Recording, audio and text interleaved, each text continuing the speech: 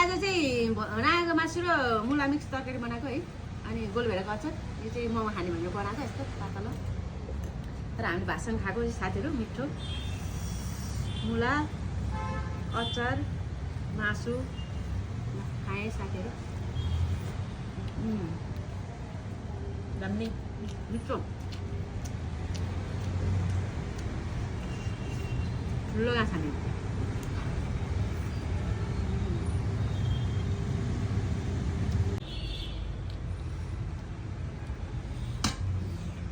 अचार म त पहिला अचार मन लाग्यो पछि आइसक्यो कस्तो रहेछ मिठो मासुसँग त्यो बाइट गर्नु त्यस्तो एउटा होइन क्या